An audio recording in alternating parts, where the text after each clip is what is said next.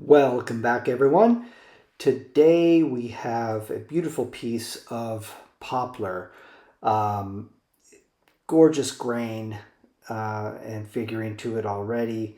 Um, you you can see I've already marked off where my center is, and I've already marked off so I can take this to the bandsaw and take those little corners off before we start.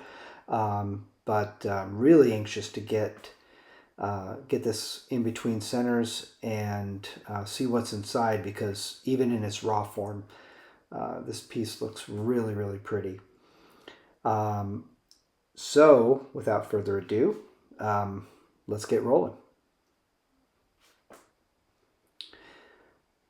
Going to go ahead and put a faceplate on. I know I'm going to hollow this out, so I'm not worried about where the holes are and everything, but this is a decent size blank. It measured about 14 inches by 14 inches, and I'd like to keep it on the lathe throughout this process. It's always good.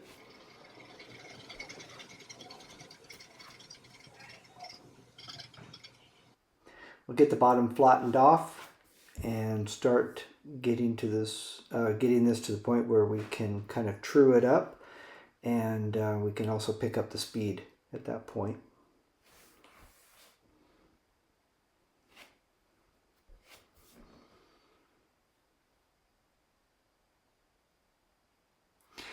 This piece was very dry. This is a kiln dried blank that I got because I'm looking to do something kind of very specific for some real special folks. And I was really hoping I would get a piece of wood here that didn't have a bunch of imperfections and that sort of thing.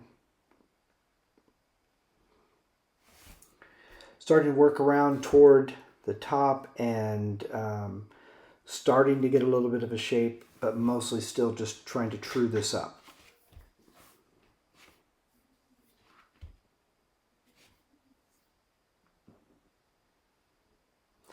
We'll mark off for my tenon and the foot area. And we're going to do something real specific with the bottom here, as you'll see. Let's go forward. We're going to use a tenon and a recess or a mortise.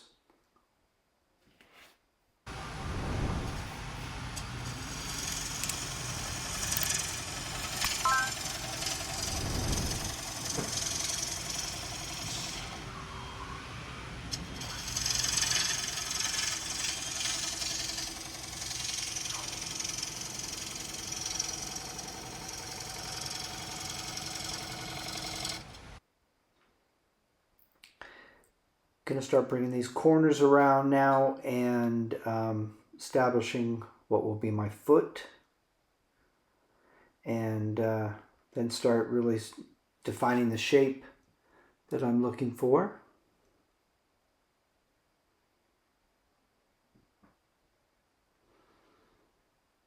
This wood was a pleasure to turn. It was no trouble whatsoever. Took my time, made sure my tools were sharp, and this was a lot of fun.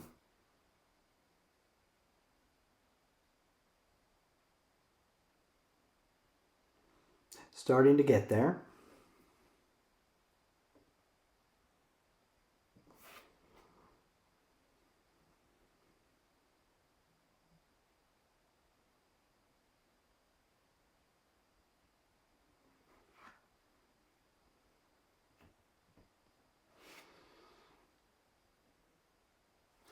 I wanted to give this a little bit of a rim, but I wanted it to be very subtle.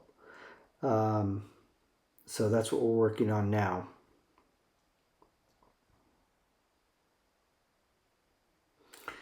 Use my skew to kind of round it off a little bit. And again, I don't want this to be very pronounced, but I just wanted to give it a little bit more character and make it a little bit more interesting.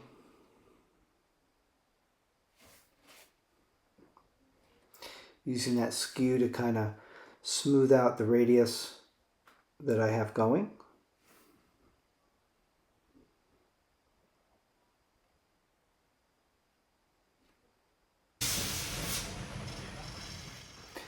And we're going to go ahead and take the tenon area down lower than the foot, and this will make sense as we move forward.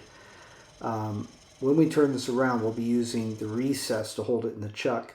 This tenon is going to be used primarily just to put my branding emblem in, but also I wanted to, spend a little bit more time and make the bottom of this bowl a little bit more interesting and attractive, hopefully. Let me know, please.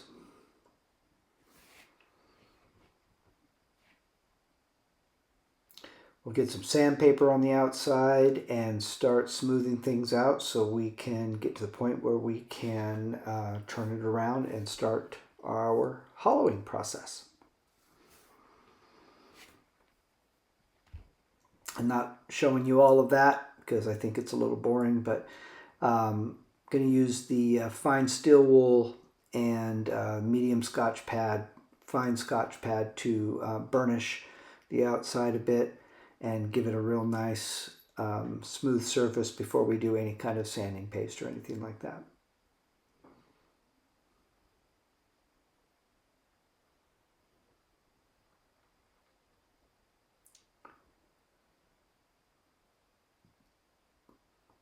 This is just some alcohol to get rid of all the dust and raise the grain a bit.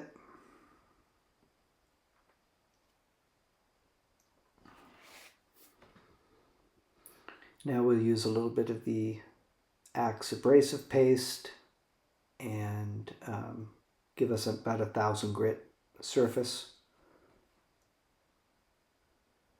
Apply this on, buff it in, and use your paper towel and keep buffing it off until you don't see any on your paper towel anymore.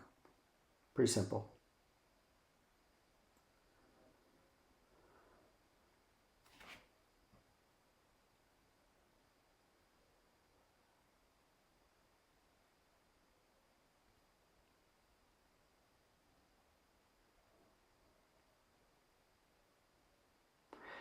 Now we're going to get this turned around, and again we will mount it and expand the jaws to hold this into the chuck. So we'll be using the recess.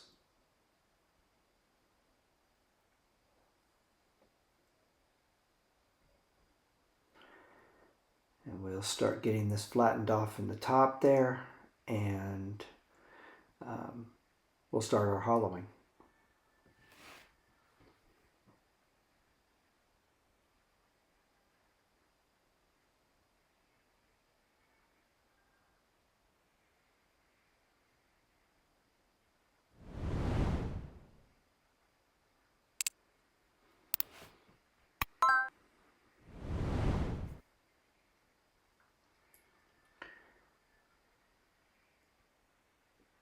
So you'll notice as I start the hollowing, I'm going to intentionally not take a bunch of bulk out of the center. This is going to end up being about a 13-inch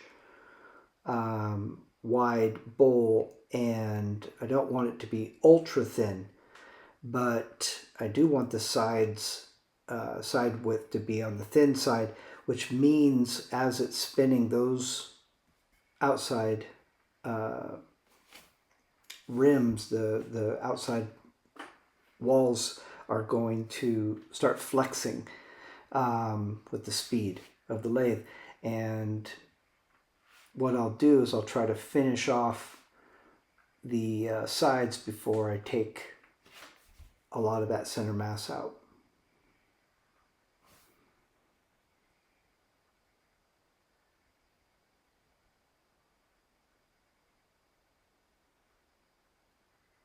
See, we're just doing a little shear scraping there, and then we'll go back in and take some more of the center mass.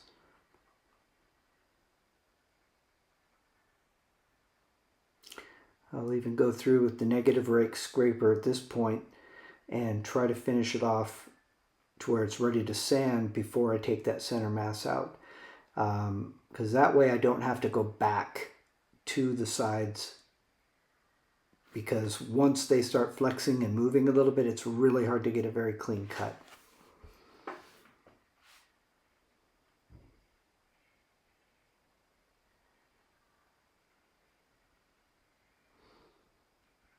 That was taught to me, by the way, from Kent at turnawoodbowl.com. If you haven't checked out his channel, please do. The guy is super experienced and he's a great teacher, and it's really pleasurable to watch his videos and hear how he explains very small, minute details of wood turning. Anyway, great channel.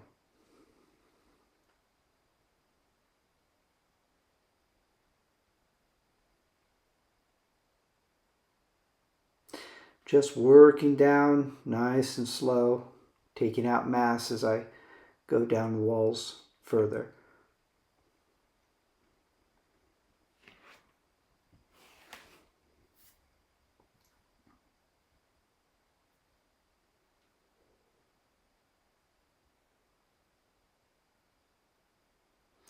Making sure our depth is good and I haven't gone too far. And now we're going to start some sanding. And again, I won't show you a ton of it, but I do go to about a 400 grit surface, and then I'll start the rest of my finishing process.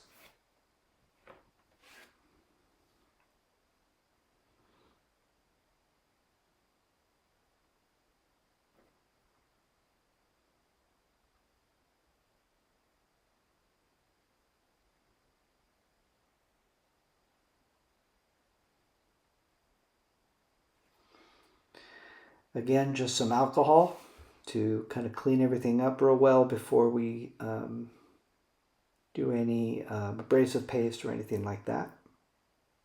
Raise the grain a bit. Let that dry, and then we'll start with the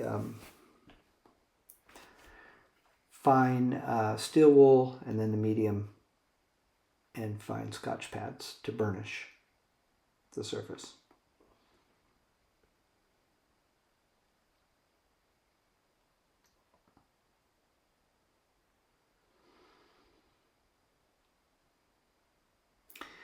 This is the Axe abrasive paste again. And again, this will give us about 1,000 grit surface when we're done doing this.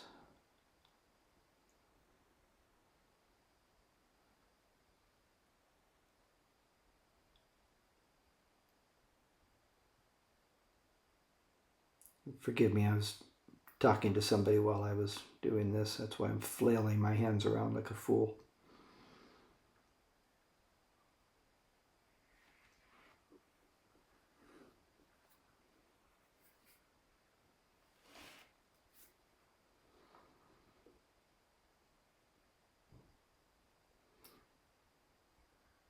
Get this all buffed off.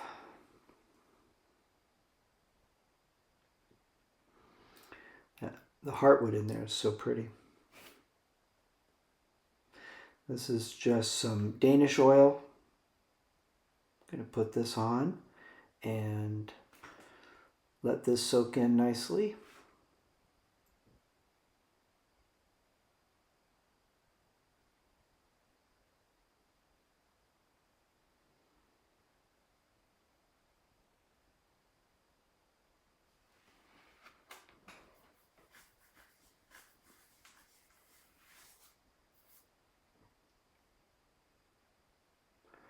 Now we're going to put some of the Axe polisher on, and we'll buff that in and let it sit for a minute, and then buff it in at a decent high speed. Time to get that off, and we are going to finish the bottom. And as you see me do probably before, I use a vacuum chuck as a jam chuck a lot of times, and it sits nice and true. It's very sturdy. It's attached to the headstock, and works great. And I'm just going to start bringing in those sharp edges so the bottom gets a nice soft appearance to it, as you'll see as we go forward here.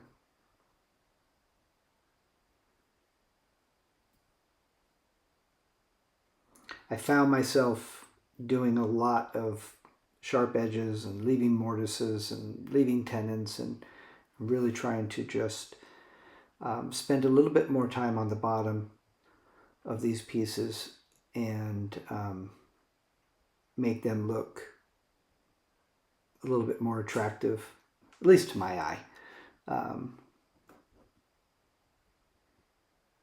doing something a little bit more interesting.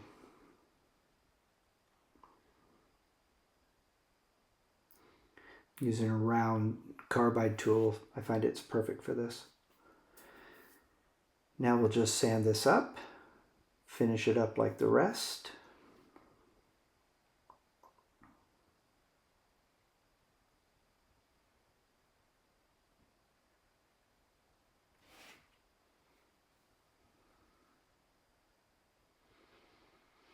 Again, up to about a 400 grit. And then we're just going to kind of repeat our process that we've done on the exterior and the interior of this piece.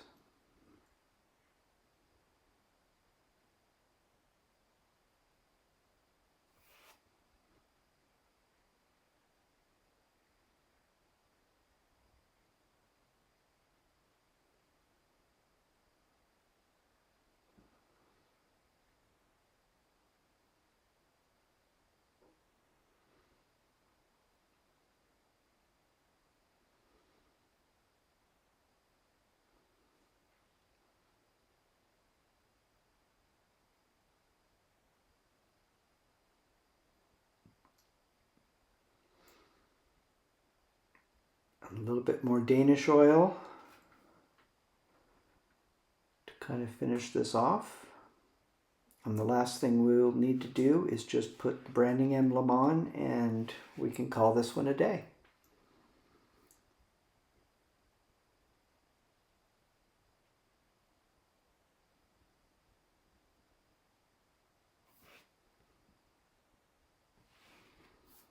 If you made it all the way to the end, I really appreciate it. Really appreciate all the support, and stick around for the after pics. And if you like what you're seeing, the best way to support me is to hit that notification bell so you know when new videos are coming out. It lets YouTube know that you might be mildly interested in this content, and it really helps the algorithms in my channel. Thank you so much for the support, and we will see you again next time.